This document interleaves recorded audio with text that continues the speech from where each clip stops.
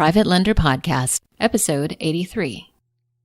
The Private Lender Podcast quote of the day comes to us from Bruce Lee, who said, "The successful warrior is the average man with laser-like focus."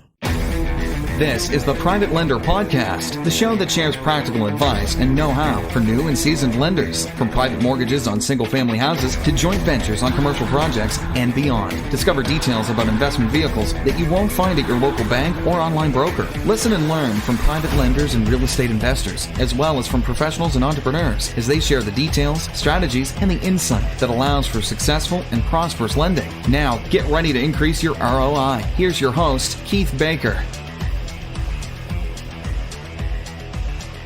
Greetings from the energy capital of the world, and welcome to episode number 83 of the Private Lender Podcast. I'm your host, Keith Baker, and I'd like to thank you for stopping by today. And the other thing I'd like to thank you for is lending me your ear. If you're looking for practical tips and advice on mitigating and eliminating risk with your private mortgage lending, then you are in the right place. But if you want to learn from my mistakes so that you can avoid them, then pull up a chair, my friend, because I created this podcast for those select individuals who are looking to take control of their financial future by doing what it takes to create wealth in the marathon of life with old world techniques and values. I'm looking to create a tribe of lenders that will disrupt the way we think about money and how we can grow wealth. But I also want to change the way we teach our kids about money because I think it's, antiquated to say the least. But before I get into today's episode, I wanted to invite you out to the Quest Trust Company's self-directed IRA Expo, which is going to happen in just a few days, August 23rd through the 25th, 2019, at the Royal Sonesta Hotel in Houston. And as of this recording, I believe there are tickets still available. I know the VIPs have sold out, but the general admission, which are still a good deal, are available. My understanding, I haven't received the email saying they're not. So go to privatelenderpodcast.com/expo for the link there for tickets and use the promo code PLPodcast for your 25% discount. And I apologize about that pause, but I literally just got an email stating that I hadn't paid a credit card bill. And so I suffer from squirrel shiny object syndrome. So I had to go get that paid. Anyhow, so what is today's... It's been a long week, ladies and gentlemen. I'll just say that. Anyhow, so today's episode, I have a gentleman reached out to me and said, "Hey, I'd like to be on your show." And I said, "Okay, what do you do?" And I do apartments. I was, perfect, because I've been wanting to. My idea for the Private Lender Podcast was the first year would be all single family, and the second year we'd move into some multifamily. However, this is a fluid, dynamic podcast, and as all things in this life, I guess. But I have wanted some multifamily experts to come on, and so today's guest, Corey Peterson, he's out in, I believe, Arizona, and I apologize because I recorded this interview a while ago. Well, let's just say school's about to start, so I'm a little pressed for time. Anyway, so yeah, he reached out, got in contact with him, and felt like, okay, this guy's I like him enough. I'll put him on the show because I really want someone to start scratching the surface on multifamily. So I'm not saying I'll do it every month, but I would definitely like at least a couple of times a year in the next 12 months to touch on multifamily and how private lenders can fit into syndications and other things. But I like Corey. He's letting people know what he does, and they can reach out to him, which is the right way to do it. And then he can explain and build that rapport, build that relationship so, he can invest under the auspices of the SEC. I want to put it out there for the Lender Nation because I know some of you have inquired about multifamily and other things besides just single family. So this is my first foray into multifamily. So let's go ahead and get down to the brass tacks and to the interview with Corey Peterson. Lender Nation, I am honored to have Corey Peterson on the show today. Corey's the owner of Kahuna Investments, and he strives to provide his investors with stable cash flow returns and long-term capital appreciation by buying multifamily apartments. Corey's managed to acquire over $95 million in real estate across the country, and he's the first multifamily investor on the Private Lender Podcast. So, Corey, welcome. Thanks for coming on. Man, thanks for having me, brother. So, let's hear the hero story. Let's hear the origin story, man. How did How did you fall into real estate? Man, and that's the truth is you fall into real estate. Listen, I grew up a small town country farm boy, and let's just say that I didn't get the download from the mothership until I was like 32. I barely met out of high school. I didn't have a degree. And when you don't have a degree, you got to manage some crap or you got to sell some crap. I sold used cars until I met my wife or my girlfriend, and she became my wife for 17 years, by the way. But she told me that she couldn't marry a car salesman. So then I became a restaurant manager. And then she really didn't see me because I thought I worked a lot of hours in the car business. Right. But almost 18 years ago, something radically happened that changed my life. I went to Hawaii. My mom was married to this guy. His name's Bruce. I call him Bruce Wayne. He wasn't Batman, but he was loaded. And so lo and behold, he had a house right on the beach in Hawaii. And, my girlfriend, now my wife, 17 years, we got to go there for, a vacation. And it was magical, dude. I remember waking up early in the morning, going across the berm. Your toes are in the water. The waves are crashing. It's on a cove. We walk the cove. And all of a sudden, the sun decides to start rising. And as it was rising, the mist from the waves was creating a magical light show, dude. And I'm going to say, my wife and I, Shelly, we stood hand in hand, transfixed for about 15 or 20 minutes and watched it all happen.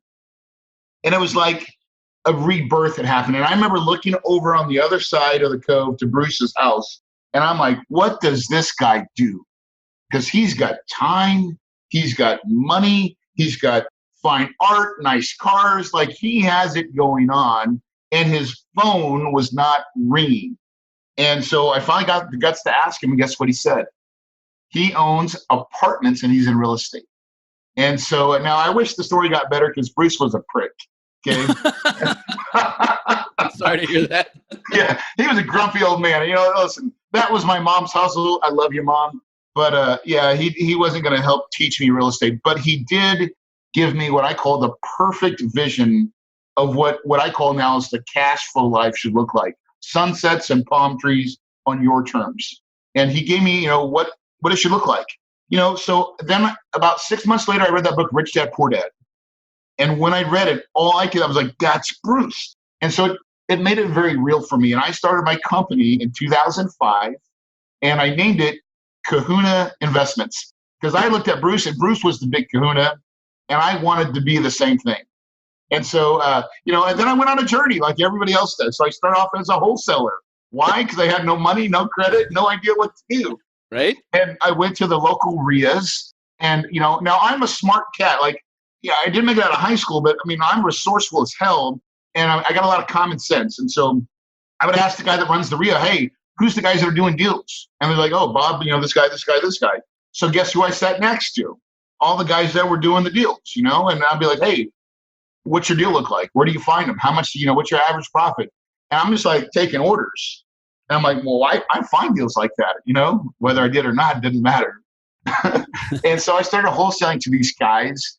And then something really that I really got good at, and it happened by accident, I learned how to raise private money. And when I learned how to raise private money, these are for single family deals. Because see, I was making like a $3,000 or $4,000 wholesaling fee. This is back when you found deals on the MLS, in REOs and short sales. Mm-hmm. And I was making like, $3,000 or $4,000. The guys that I was running the rehabs for that were out-of-state investors were making 25 or 30. So I was like, man, I got to flip the script. And so I was asking a retired guy that I played racquetball with for his help because he lived in a retirement community. And I didn't think he had any extra money. And so I was just asking him as a friend. I'm like, hey, Carl, you're watching what I'm doing wholesaling. I'm making 3,000. The guys are making 25. Surely I could just pay an interest, give someone a note and deed of trust. And, let me know if you know anybody in that neighborhood or in your community. And so the next day, Carl calls me and he's like, hey, Corey, you don't know this, but my home's totally paid for. I can borrow money at 3% and give me 12. I can make spread. How much money do you need? Well, okay, this is when I had to breathe deep for a couple minutes. And I was like, Carl, I need $85,000. And he was like, yeah, okay, yeah. Where do you want me to send it? Just like that, dude. My chin hit the floor, dude. And I was like, oh my God. And I equate it to this. Like, I went into a telephone booth as Clark Kent, and I came out of that thing as Superman, dude. I was like, I raised private money.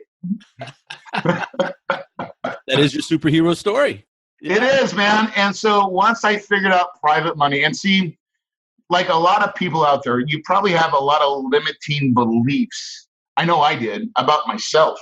Was I good enough for private money? Would people give it to me? What if they knew that I had filed bankruptcy? What if they knew, all the things, all the baggage that I had? And what I found is it doesn't really matter, right? And so when I raised that first piece, it broke every limiting belief that I had had. And so then it was like my eyes were wide open. And I realized that there's a process to raising money. And so I mastered the process. I found really good mentors. And I ended up raising $3 or $4 million pretty within a year to do single family fix and flips. Now, in 2011, I was running probably about $4 or $5 million of capital doing single family fix and flips, and the market started to change. It was getting harder to find deals. Now, I am the person of least resistance. And all I knew how to do at this point in time was find deals on the MLS, short sales, and REOs. And now I have $4 million behind me saying, Corey, put me to work, put me to work. And I stumbled on apartments. I was like, man, I got to figure out a way to place to put this money. It's actually a longer paint story, honestly, because I was really screwing up. And the epitome of doing all these fix and flips, I actually was becoming a bad dad. Okay, truly. What really happened is, my son looks at me one day and he said, Dad, are you going to be at my game tomorrow? I'm like, yeah, no problem, son. You count on me. But inside, I was like, I got to look at 3 properties because I hadn't followed those up, and so I was like, I'll wake up early in the morning and I'm going to get to these properties and I'll be back in time for the game. Long story short, man, I got at the end of the game. And dude, my son came off the soccer field and cried and just, Dad, you promised. And just, and dude, I'm telling you, it broke me. And the pursuit of money and all that, because out to the world, I would look super successful, bro. Mm-hmm. But I was dying inside because I didn't have a hold on my business. I wasn't living Bruce's cash flow life. Yeah. I was a damn train wreck. In that broken state, dude, like I drive, kids are resilient. And even though, I'm hurting him, he still wants to get in my truck and drive home. And that was even worse because as I'm driving, he's just, and just the whole time, and it's killing me. And I drop him off and my wife gives me this look like, you better fix this, dude. And I get in my car and I just go driving and I'm beating myself. I'm like, you're an idiot, Corey. Why would you think about putting everything first besides your family? And, and I'm crying out to God to forgiveness. And in that solitude where I finally forgive myself and ask God for forgiveness, I'm driving in a very empty state of mind. And I drive by an apartment complex, and I've driven by it a million times. And I used to say, I wish I could own an apartment complex. But that day, in that moment, I said, how can I own an apartment complex? And Keith, that changed everything, dude. And my life totally went on a different fork. And, it took about 1.5 years to figure out how to buy apartments and how to underwrite them and all that stuff. So I bought my first apartment complex in 2011, sold it 2 years ago. I bought it for $3.2 million. I sold it 2 years ago for $8.8 million. Nice. That's a pretty good payday. That's a good big cash flow along the way. Now we own, $95 million worth of capital. We closed $25 million last year, raised $12 million. And so I am now living that life that Bruce talked about. I have tranquility in my business, right? So that's kind of my rags to riches story. It's a journey. It still is. But what I would say, the one thing that I've learned how to do more than my other, guys that started at the same time that were doing single family flip stuff, fix and flip or wholesale or any of that, is the ability to raise capital, right? Mm-hmm. That one thing, me being able to talk with people and get people's money and then direct it to where I tell them they need to give it to or spend it or give it to me so I can go spend it. That one thing is why I'm a multi-millionaire. And some of my friends are still just trying to and stuck in that hustle and grind mode. So learning how to raise capital is the key. if you ask me. There's two things I want to touch on quickly. One is, raising capital. That's why the whole reason I have this show is to help people. Look, you can become a private lender. You can do this. It's legal. It's allowed by the IRS. It's, all these things. But you went in most of us, we start with single family and we move in. And I took into the multifamily. And like right now, I'm trying to switch my gears slowly but surely out of that single family. So I'm not doing as many deals, going into, apartments, but also being mindful that, places like Dallas, Fort Worth are just on fire. And at some point they're not going to be, but, putting my toes in the water and slowly finding everything out about multifamily. But I had a mentor at a mastermind, actually episode 1, Stephen Kaufman, who owns the Zeus Mortgage Bank. I took his mastermind, and he did this great example of $100,000 or $200,000 home. Okay. You're going to buy it for this, you're going to put this much into it. And then at the end of it, you're going to rent for this, or you're going to sell it. And then he just drew a line down the right side of that number. And he goes, just add another 0. That's it. That's all you have to do for commercial. Now, there's environmental, there's a few tweaks of due diligence that are obviously different. But by and large, don't let them, you're talking about that mindset and limiting beliefs. Like, don't let the extra 0 run you away.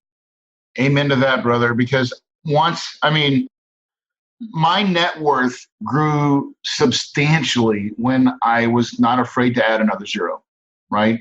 Because it's the same amount of work. Actually, it's a lot less work. So last year we did 3 projects, 3 deals.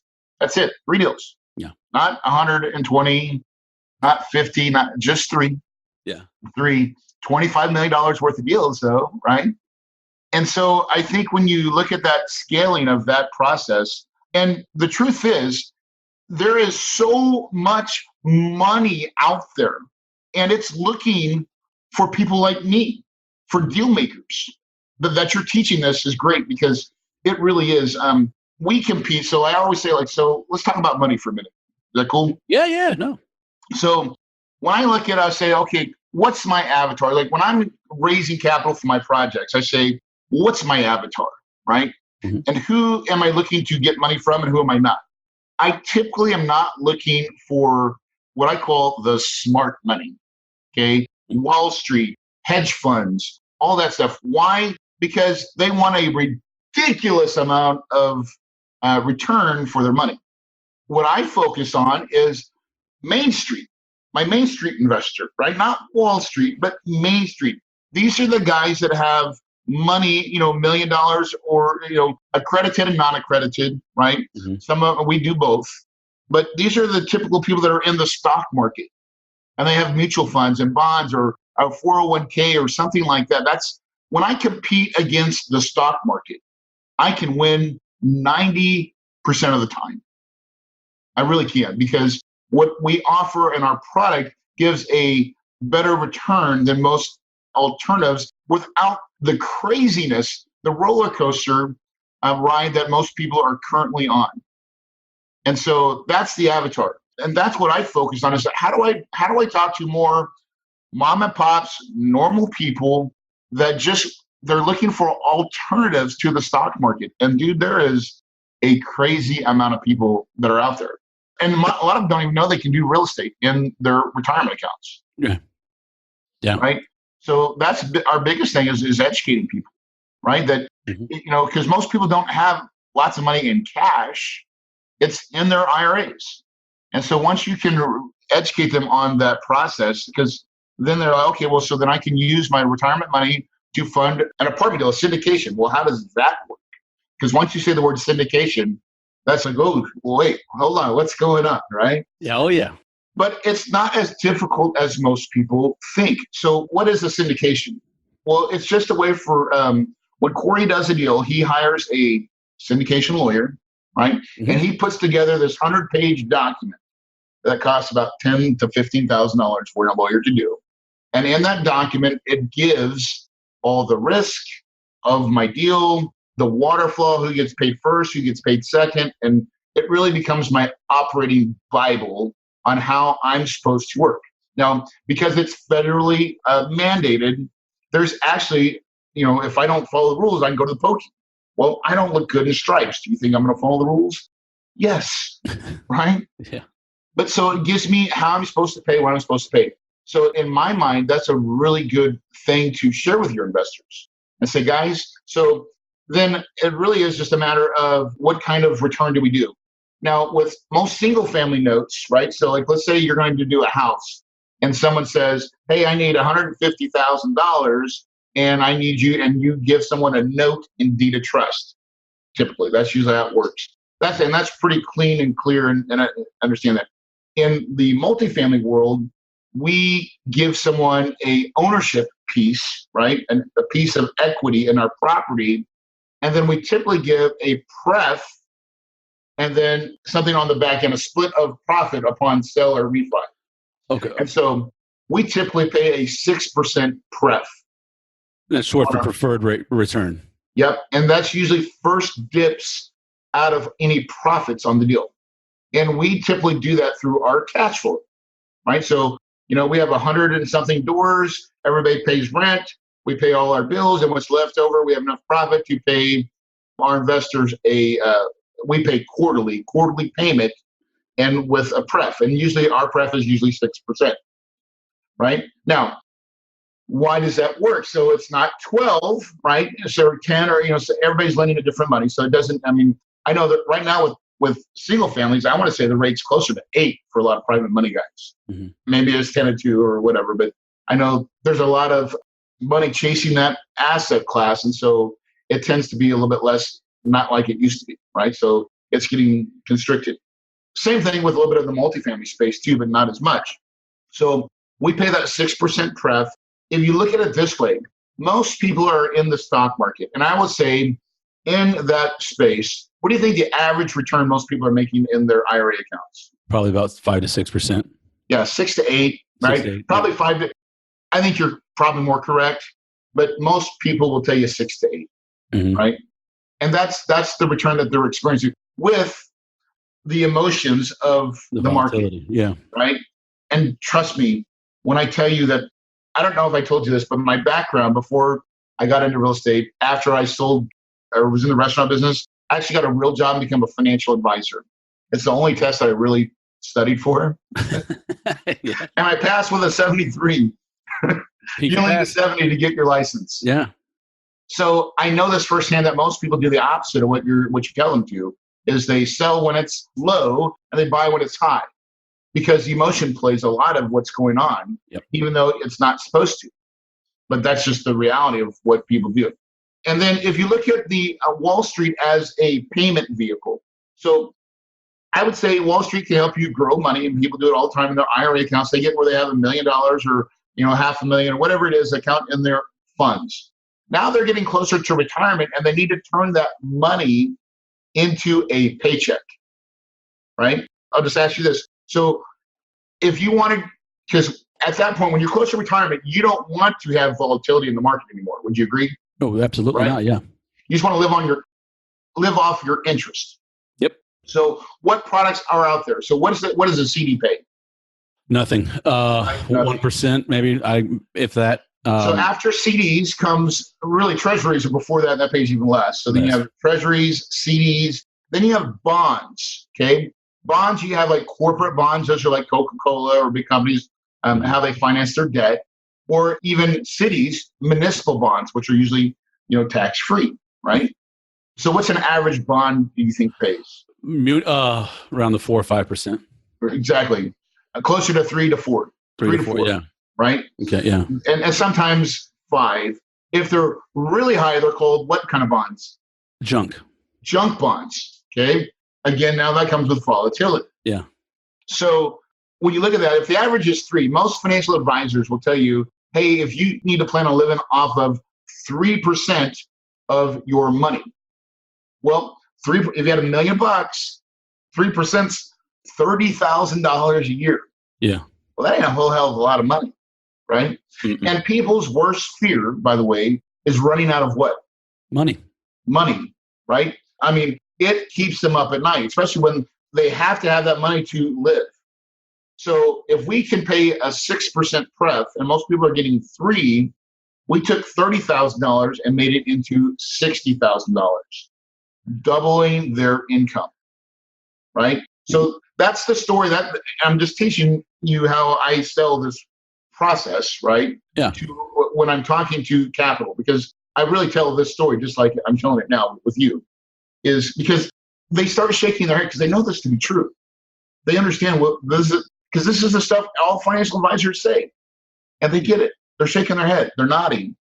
So I know I'm getting buy-in. So then I say, but guys, but wait, with us, there's more. And I go, because we're eventually, we're basing that 6% pref on cash flow. People pay rents all the time. One of the things we love to say is the same thing with my hat, right? Mm-hmm. If you're watching on the video, rents due. Our tenants expect rents to go up each and every year, and we never disappoint them. Never disappoint them. Never disappoint. That's good.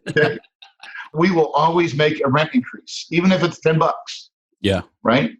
And so as we raise rents, we increase the profitability of the property. We increase the value of the property. So eventually, usually our average hold deal is 5 years. And why 5 years? Takes a year to fix all the broken stuff, a year to fix all the broken tenants, right? We want to upgrade we want better credit scoring tenants that make more money. And then we want 3 years to maximize operations. In other words, we're going to raise the rents as high as possible, keep our expenses as low. Now that makes a very profitable deal.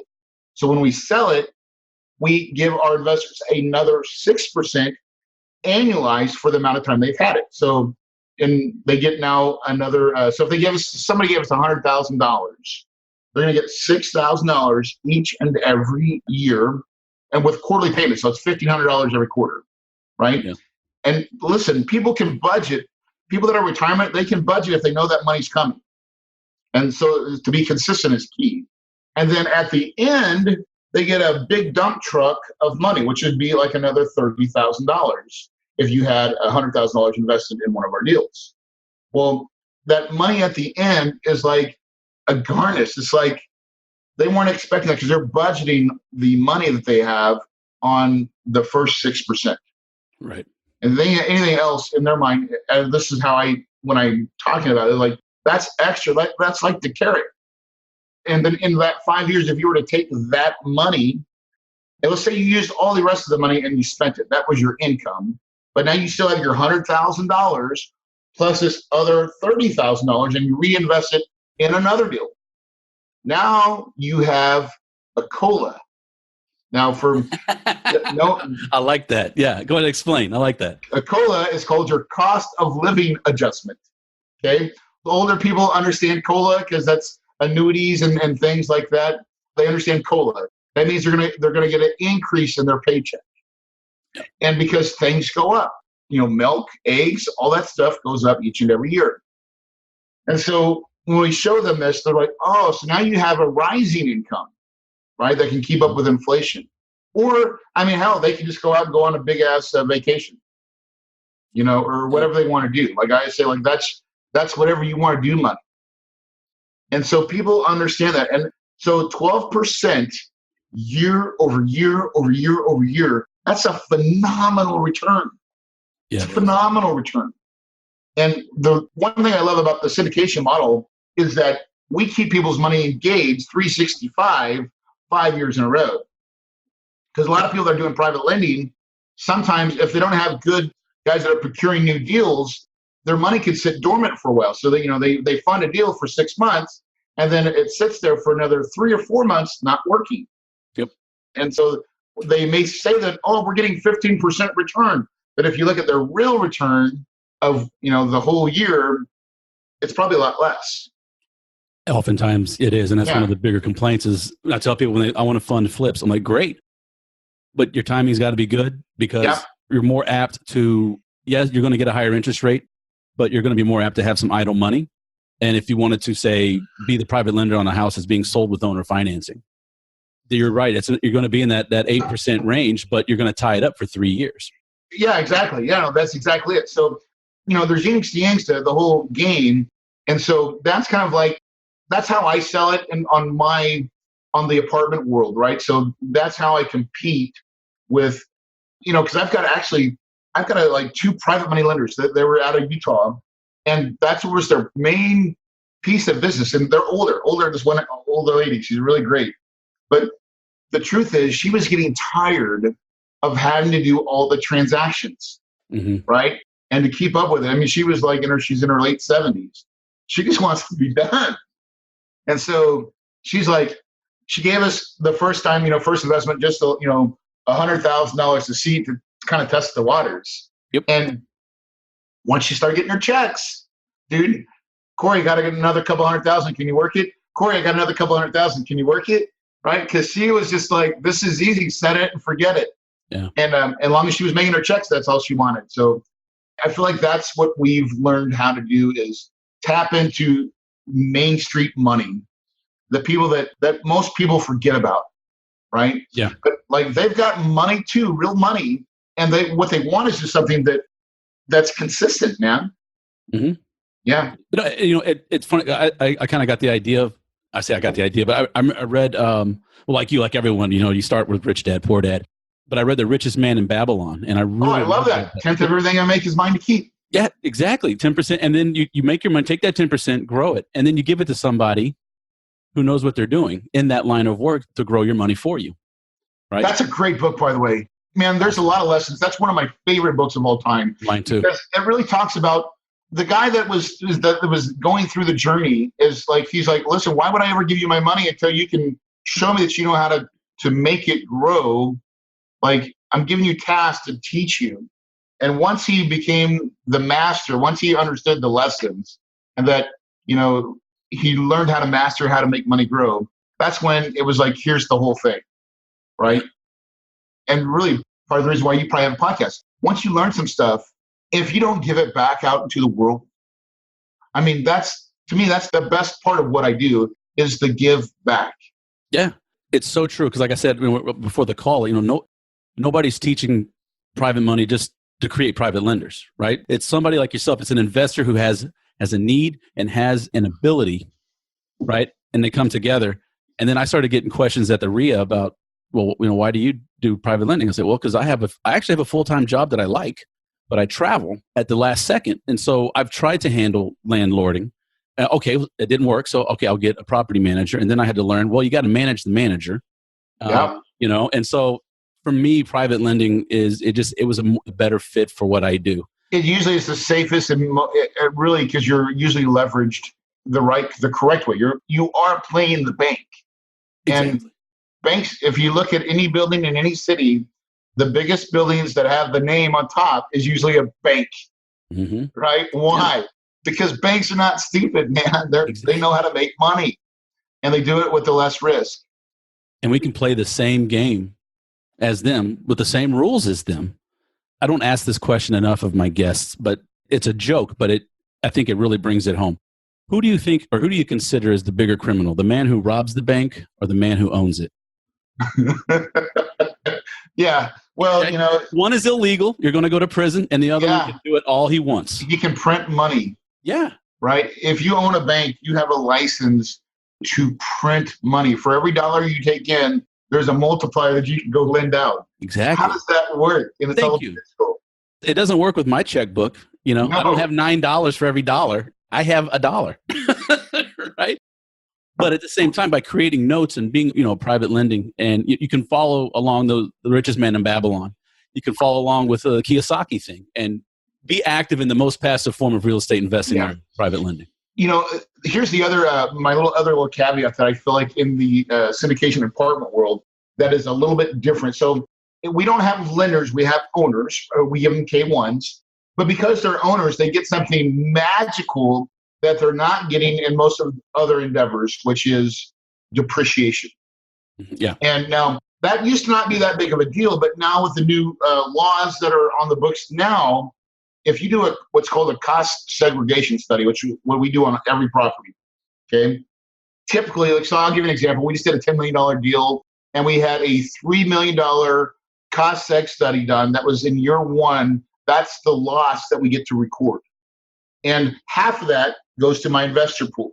And so the average number, I think, was for every $100,000 invested in our deal, our investors got $42,000 worth of depreciation that they can use to offset. If they're not real estate professionals, they can offset all their other passive money. So if they're lending money and they're getting, so that's passive money, right? Yep.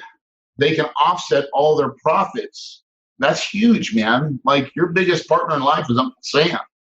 Whether you like it or not. Yeah. Yeah. So if you can get them off your back, and so there is some recapture when you sell, but it's said more importantly that a dollar saved today is worth more than a dollar tomorrow. And when you play the game right, I mean, that's how the wealthy play the game, by the way. Like there's a reason Donald Trump's not showing his tax returns because he doesn't pay any. No, because exactly. he has buildings and assets that the government, even though it doesn't matter that he's done it legally. Now, some people will say, well, there's probably, well, I don't want to open up a can of worms here, but I'm just saying. Fair enough. We got time. No, I'm kidding. but the tax game is real. And so, in the political world, you can't justify that. But as normal people like us, we are always, I don't know a person out there that doesn't want to try to get rid of any tax that they can legally. Yeah. And so the rules are made. I mean, our elected politicians are elected by people that have money. And so the game's always slanted for people that have money. So if you play the game like rich people play, which is being a lender, right? Playing Monopoly at the bigger level, it only gets good, right? Because all the rules are set for people that have wealth. And I'd like to add just a little bit on, you're absolutely right. But add one thing to that, and the people with the wealth and the people that are willing to learn and risk and do something with it. Damn right. Because I started broke as all get out, guys. Yeah. Right. Yeah. But it's the same rules. You're broke or Donald Trump, same rules apply. Doesn't matter. Doesn't matter. And so when you choose to learn how to, and that's probably why you're listening to this podcast, is you're choosing to educate yourself. And see, I've always said there's two hands. So one should always be reached up. You should be looking at someone above you and saying, how can I learn? And then your other hand should be down here like this, pulling someone up that's a little farther down below than when you are and raising them up. Yeah. And so it's a both ways. One, you're getting pulled. The other one, you're doing the pulling. And that's how that should be the journey your entire life, if you ask me. Agreed. Absolutely. Man, now we could go down that path a long time. But I do want to touch on a couple of things. One, let's, in a relatively short amount of time, you've analyzed the single family residence deal. From a lending perspective, how is your job as an apartment investor? How is it different when you go in to put together the deal? You mentioned that you add value. So I'm assuming you're looking for apartments that are distressed in somehow, either the property's distressed or hopefully it's just really bad management has let it go and that it's good bones. So kind of give us someone who's in the single family world, give them a few first steps into how you look at a deal and put that together. Yeah. So we typically we don't buy rundown shacks, right? We usually look for what we call stabilized assets, and stabilized is 85% or better occupancy. Okay. And then we look for two things: deferred maintenance and bad management. And they always come together in pairs, right? Yeah. And so how do we fix deferred maintenance? These are things that are not fixed, right? Or left blight. We fix it with capital, with new, fresh money, right? Fix the broken stuff. And then how do you fix bad management? You spend more time trying to find the right management company, because I don't manage these properties. I use a third party, but I spent a tremendous amount of time interviewing to find the right management company that understands my values and has the right systems and procedures. Because you're buying from a management company systems and procedures and the ability to transfer those in a region or a geographical area, right? That can do it consistently. Once you get that set up, then it's really just a matter of the deals we look at is, we already have renters, a tenant base. And then we look at the financing and say, how much is it going to cost to get us the loan? How much private money do we need? So we usually get a combination of debt, right? From usually 70%, 75% LTV. And then the money that we got to put down and our capital that we need to fix it is what we raise from investors. And so we put those two together, and then we say, here's a very conservative pace that we are going to raise the rents. Once we fix all the broken stuff, we should be able to get, $50 more if we do this, this, and this. And then we just put it in a formula. And the great thing about commercial that I love about it is it's just all about numbers. And there's lots of, even we have our own underwriting template that we've created called the Kahuna cash flow calculator, but it's just an underwriting tool to help disseminate if it's a deal or if it's not a deal, right? And really and it's not even emotional. It takes all the emotion out. It's just about the numbers. So you don't fall in love with a deal, you just fall in love with the numbers. And the numbers look good. You're like, oh, wow, that's a deal. I should make an offer. Cool.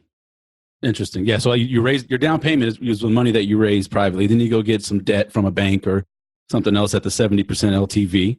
Yep. So we're 100% leverage. If that's really what we're doing, is getting 100%, actually sometimes 100% plus, right? Because we're financing our CapEx too. But if you look at the way rents work and how all that stuff works, usually you're going to be very profitable within the first, usually takes about 2 years, right? Yeah. And then once you get to that level, then it's exponentially what you can do and raise the value of the property. Because once you're able to command higher rents, $50 more in rents is a lot. Because we're doing it at a cap rate, I'll give you an example. If we were, say we had 100 doors, right? 100 doors times $50 is 5,000 times 12 months, right? That's $60,000 more in income. And if we were divided by a 6 cap, that's $1 million in value. Okay. Right. So that's what raising the rents $50 do. Is and a property could create $1 million or more, depends on the cap rate, in value. Let's touch on that real quick. Capitalization rate, the cap rate, because we don't deal with that much in the single family world. It's a multifamily and commercial. So talk us on how you took that $60,000 and came up with a 6% cap rate to get the $1 million. Yeah. So the 6% is just this. Think of cap rate as kind of like what the market's willing to bear, right? Because the cap rates go up and down, but it's a big swing when you change it from 5% to 7%. Currently, in most markets, like we're buying 70s and 80s properties at a 7 to 7.5 cap rate. That's like what the market is willing to pay. It's like 7.5% for money. Okay. Now, on newer products, you can usually get a lower cap rate. So like on the new builds, they're getting 5% or maybe 4% cap rates. And it's just a function of what the market's willing to bend. And all I do is that, so I took that $60,000 of revenue that we created that I just used an example of, and I divided it by 6% cap rate, right? And that's where I get that $1 million. Now watch this. If I was to say same 60,000 and we divide it by a 5 cap, it's 1.2 million.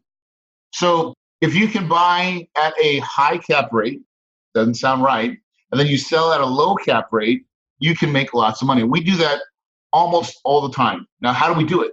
Well, we look for people that need to, so in the multifamily world, let's say you sold a property and you made a $5 million profit. Now, guess what? You're going to have to pay taxes unless you do a 1031 exchange.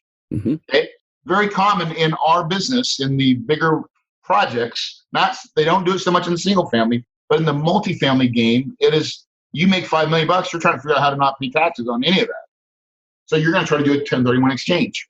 Well, it has to happen in a very short time period. And so if you can't get it done or something goes wrong and you're in a deal and it doesn't pan out, now you have a broken 1031 exchange, and we would rather take a less project than have to pay taxes. Mm-hmm. Now, guess how we market our properties? We market them to potentially broken 1031 exchanges because we know they'll overpay. I love it. And so my last property, I sold in a 4 cap. Oh, a lot of questions are coming into my head. And one, the cap rate, I guess in layman's terms, is what the your yield or your return would be if you paid cash for the property, if you weren't leveraged and you weren't borrowing any money. So that's kind of what the return on the, I guess in a stripped down layman's sense, a cap rate is kind of an expected return on investment of a particular property. And yeah, it is like, why would you want to buy it at a high cap rate? Because like you said, the money, you buy high and sell low. That one time, right? Investors buy high and sell low. It actually turns out to make them millions of dollars. Quite a bit of money, yeah. You could buy at a 9 cap and sell at a 5 cap. I mean, you could do nothing but just do that because markets change. Right now, we're projecting like in our performance, we're buying at a 7 cap and we're exiting at a 7.5 cap. Worse. Why? Because we think something's going to happen. We don't know what it is, but we're just planning on it's not going to be great. Now, but even with that said, our business plan internally is to sell at a 5. Right. But when we come to a paper, we model something, we're going to model exiting at a worse cap rate. You're stress testing it before you even get into it. Absolutely. And it has to be done that way. So that, like, when you're raising millions of dollars of people's money, real money, and these are my Main Street type speaks, I don't ever want to be wrong. Right. Yeah. And so how I protect myself in doing that is I am ultra conservative in what we think we can do. And you have to do it that way. You set the floor, not the ceiling. Worst case, this property only does this. Is it a deal? And we got to make it qualify on those metrics. Mm-hmm. And then if it qualifies on those metrics, if we do anything better, great for us. We look like heroes. Right? Yeah. But the reason for that is Corey Peterson has to be able to sleep like a baby. At night, I cannot be like, what's going on? Right? You can't, man. Why? Because I've been there before. Listen, right? I mean, I've had to pay for this lesson. And so I chose to never have it again. So I actually would, my second deal that I ever bought, I told you my first one was great. Yeah. My second one was not so great. Mm-hmm. Okay. I made some mistakes. And so I learned from those. And because of that, I'm super conservative. I was able to give all my investors back, but for 2 years, I'm telling you, I had sleepless nights. Yeah. Sleepless nights. Yeah. So, I mean, you're talking to a guy who, got his truck repossessed when his wife was 5 months pregnant. That was me, Yeah. And yeah, you learn quick. If someone says they've not lost money on a deal ever in their lives, they're effing lying. Yep. Yeah. Yeah. No, absolutely. There's one thing I love about the real estate game, though, is if Wall Street loses my money, they still get bonuses. Right. Hey, listen, when the stock market went to half and people got 401ks turned to 201ks. Yes. It's the market. That was their excuse. It's the market. I'm like, look, I would rather take that, my dad used to always tell me, my dad has a master's degree, but he would always not an MBA, but he'd always not badmouth, but he had a lot of frustration with people with master's degrees and who would come in and he's like, and my dad was in the oil field and he said, give me an old guy missing a finger who's been doing it his whole life. I'll take him any day of the week over some kid out of college. And my dad's like, and I was that kid coming out of college. Yeah. And I had a mistake when I was in the oil field, and I got 3 line managers calling me asking me what happened, and I screwed up. I made a mistake. This is what happened, and I guess they were so used to people making excuses. They were like, "Well, don't let it happen again." And I kept my job, and I'm like, "How do I still have a job?" I just lost somebody $500,000 in downhole tools. Anyway, you learn from those things. There's a lot of lessons. Sometimes it's the things that go wrong. Life is experience is the sum of all your success and your failures. Yep. Right. Yep. And so if you're not failing, you're probably not doing it right.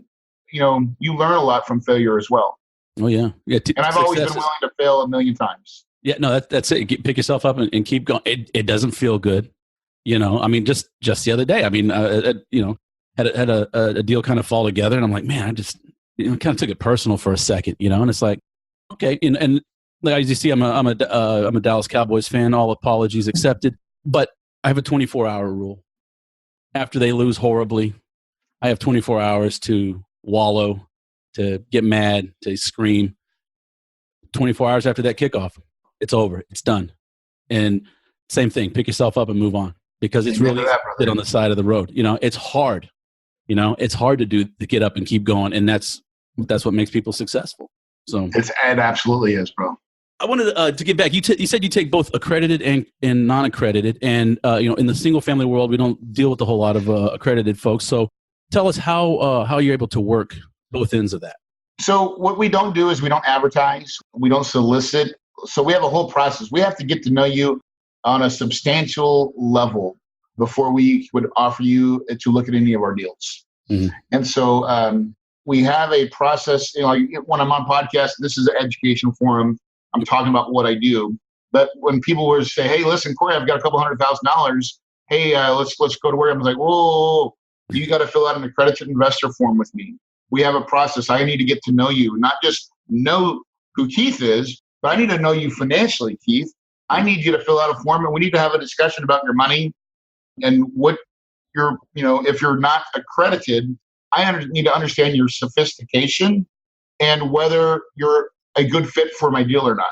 Because if your last money is $50,000, I'm not taking it. You know what I'm saying? Don't blame you. And so it really is. You basically can't market or do any marketing for investors. It really becomes through education and through people that you know and referrals. I mean, we get referred a lot of people. Oh my gosh. So once you start doing a good job for people, they let other people know. I was about to say success leaves clues, and they'll talk about it. And they'll say, hey, this guy's doing this guy's doing that. Yeah. And and pretty soon you don't have to, I know, I used to know this, but is that the Reg B where you can take non-accredited? 506B. B, yeah, okay. Yeah, but it is in Reg D that we operate under. So it's 506B. Yeah, in the 506B. So, because that's one thing that when I notice that people say, I'm going to go invest I'm going to put my money in apartments from. A lot of people do it wrong too, man. I see people, I got a new deal. Hit me up. Yeah. I'm like, no.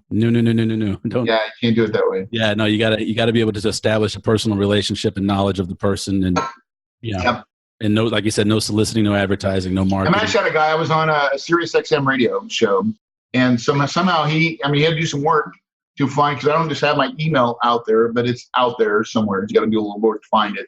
Mm-hmm. So he emails me. He gets into it. He's like, "Hey, heard you on this. I know Jennifer, the host of that. I have $400,000. And Kevin, you got some deals." Well, I don't know who this guy is. He could be an SEC regulator for all I know. And so I just don't take the risk. I don't ever want to screw that up. So I'm like, hey, listen, I would love to talk to you, but before we start, you got to fill out my accredited investor form. And then we need to have some discussions over that. I need to understand who you are and what your experience level is. And then after that, we can talk about, potential deals that we have. Yeah, that's just the way to do it. Yeah, no, absolutely, and it's like I said, it's just adding another zero, but there is a little bit more, a little more minutia, a little more variables. It's a little bit of more work, but when you're syndicating correctly, I mean, the money's in the money, right? So the one thing about and I'm not sure if your podcast is specifically on just, hey, here's how to lend your own money, but when you can learn to aggregate capital, right? Meaning you can go find, say if you're a private money lender, and let's say this is for the single family business, but you can go get money at 6% and lend it out at 10. Well, you could be a syndicator. You could go out and find capital, right? Mm-hmm. And do it through a PPM or a pool, or create a fund and get money, and then that you can go lend out for your business and make money. It doesn't just have to be your money. Right. And that's a good question, because for the start, for the last year and a half, this is only about true private money, self-directed IRA stuff, 401ks. It's your own money. So as a private lender, if it's my money, there is no SEC regulation prohibiting me from going out and saying, hey, I loan money. I loan single family. I loan money to this. I can do with that all I want. But one of the things I am hoping to get into, like I said, this is by the way, I do love the rinse do hat. That is just, I love that. But yeah. When we get off the show, give me your address. I'll send you one. Oh, thanks, man. Yeah. I'll send you a shirt too. Cool. Yeah, absolutely. Absolutely. I'll wear it with pride. But ultimately, some of the listeners and the people that have reached out to me, they want to become a hard money lender. They want to create a fund. They want to pool and take other people's money and go do that, which I don't have any issue talking about. But since I don't do it myself, I don't promote it, but I'm happy to have other people do what you know. Yeah, exactly. I stick to what I know. And the whole idea behind this podcast is it's just going to be a reflection of kind of where I'm at with my investing career. So, I've kind of pigeonholed myself into this private lending thing, which isn't bad, No, it's great, man. Listen, it's great. I'm like, am I making $500,000 a year? No, but I'm not flipping houses. I'm not dealing with sellers. I'm cutting checks. I'm looking over it. I'm doing my underwriting. I'm doing my due diligence, and I'm saying yes or no. And anyway, that's what. That's. No, I think it's a great model, man. Like, listen, I love what you're doing, and I think there's lots of ways to play Monopoly, right? Mm-hmm. And lending is a key aspect of Monopoly, man. You got to be able to buy stuff, and there's people that are always looking to purchase. And if you can help fund them, get notes of deed of trust, or if take private lending if you want a different way, that's the syndication. That's what I do. or you can learn to raise capital and lend it even more of it out and make an aggregate of that monies, right? So there's lots of ways. There's so many ways to make money in real estate, but they all can lead to the life that you want, which I call sunsets and palm trees. Yeah. Because the goal is not to be busy, is the richest man in Babylon.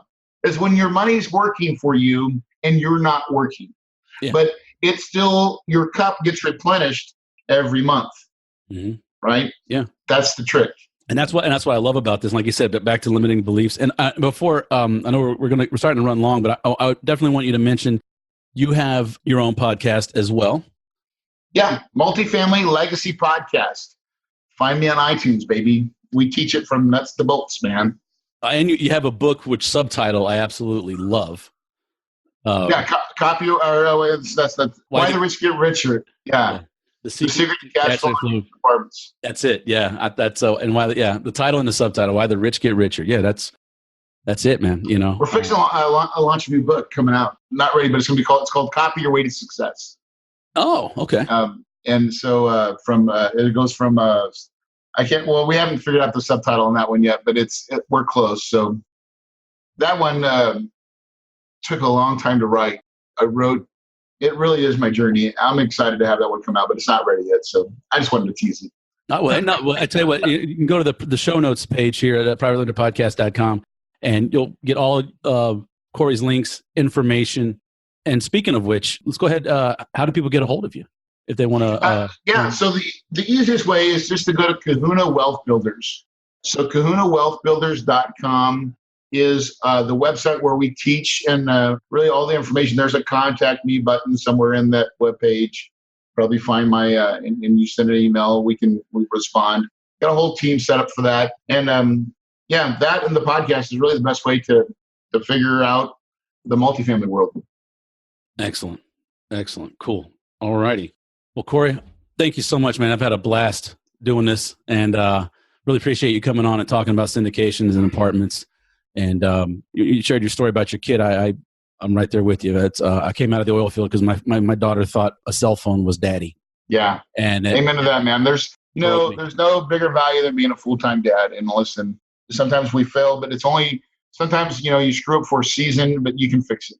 And that's what I did. And I fixed it. And I'm really proud of that. And listen, man, thanks again for having me on your podcast. Absolutely, man. Thanks, David. Take care. All right, buddy. And there you have it, ladies and gentlemen. I want to thank Corey for coming on the show today and giving us his take on multifamily investing. For more information about Corey and Kahuna Investments, please go to the show notes page at privatelenderpodcast.com, episode 83. Look here, y'all. That's my best Paula Dean. Y'all.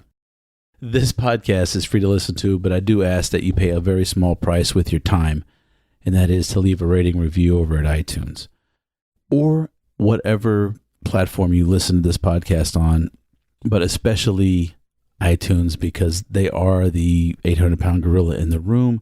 Even though Google's got its own podcast thing coming out, iTunes is still the 400-pound, 800-pound gorilla in the room. So if you could please go over to iTunes, leave me a rating and review. They just made it easier for you to do it.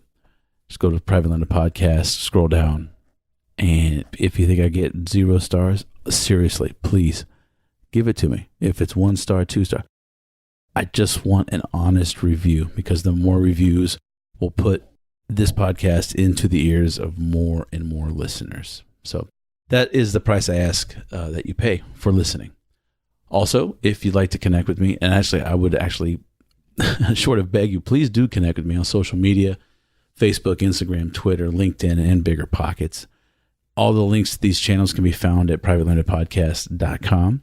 So I want to thank you for listening. I do appreciate your time and your consideration. And please keep reaching out to me. I really do appreciate all the feedback I receive, whether it be on social media, or you can always just send me an email, keith@privatelenderpodcast.com.